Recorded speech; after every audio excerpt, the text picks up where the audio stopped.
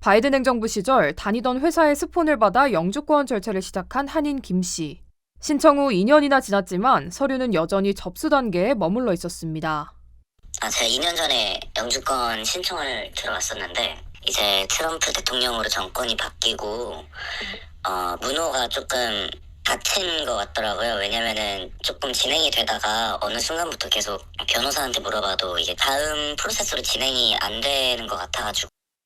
답답한 마음에 변호사에게도 여러 차례 문의했지만 돌아오는 답은 시기가 시기인 만큼 기다릴 수밖에 없다는 말뿐이었습니다. 결국 김 씨는 진행하던 영주권 절차를 포기하고 한국으로 돌아가기로 결정했습니다. 기다리다가 이게 지쳐가지고 이건 좀 아닌 것 같고 돈도 계속 나가고 있긴 한데 거의 무슨 기약 없는 기다림 같은 느낌이라서 이제 미국에 있는 친구들 이야기 들어보니까 계속 기다리고만 있고 뭐 이제 영주권 들어가려고 하는 사람들은 지금 들어가야 될지 말지 막 그런 것들 고민 많이 하는 것 같고 저처럼 들어온 사람들이 좀 꽤 있더라고요. 트럼프 행정부의 강경한 이민 정책 여파로 현재 미국의 이민 문호는 전례 없는 상황을 맞고 있습니다. 국경 정책이 강화됐고 난민과 인도적 이민 경로가 축소된 데다 비자 발급 지연과 제한, 불법 체류자 추방과 자발적 출국 증가까지 겹친 겁니다. 1970년대 이후 줄곧 증가세를 유지해오던 미국의 순이민은 50년 만에 처음으로 감소세에 돌아섰습니다. 그동안 꾸준히 증가해오던 미국의 이민 흐름이 사실상 멈춰선 셈입니다. 실제로 최근 한 조사에 따르면 트럼프 행정부 2기 동안 합법 이민 규모는 최대 절반 가까이 줄어들면서 영주권 발급이 약 240만 건 감소할 수 있다는 분석이 나왔습니다. 과거 2019년도부터 4년간 약 470만 건이나 발급됐던 것과 비교하면 미국 이민 정책의 변화가 얼마나 급격한지 보여주는 대목입니다. 벌써 25년도 12월 달에도요, 그 미국을 방문할 수 있는 그 금지 국가가 또 추가가 되었고요.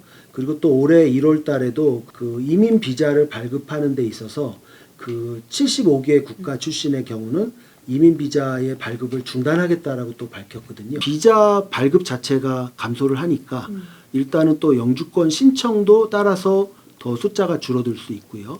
그 영주권 심사에서 전보다 더 높은 그 거절률이 나올 수가 있고요.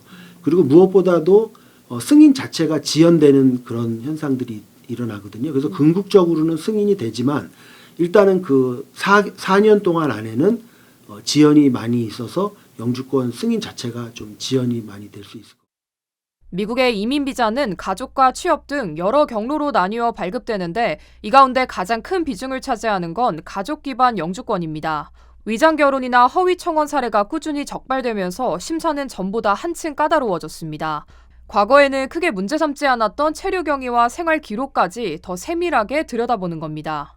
또 재정 보증 요건을 엄격하게 적용하고 보완 서류 요청과 추가 심사가 반복되면서 승인까지 걸리는 시간도 길어지고 있습니다.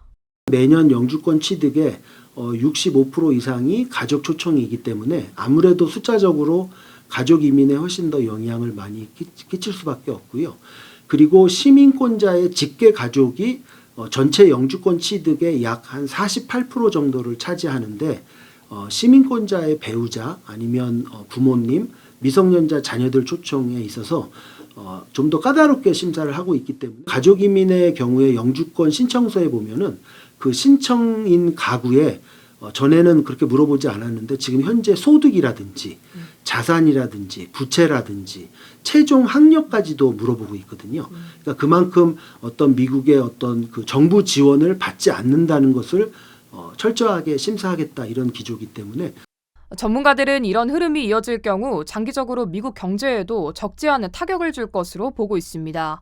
그동안 이민자 유입에 크게 의존해온 미국의 노동력 성장이 약화되면서 경제 성장률 둔화는 물론 지역 경제 위축으로까지 이어질 수 있다는 지적입니다. 정책 강화 여파로 미국의 합법 이민 구조 역시 이전과는 다른 국면에 접어들고 있습니다. MBC 뉴스 이호정입니다.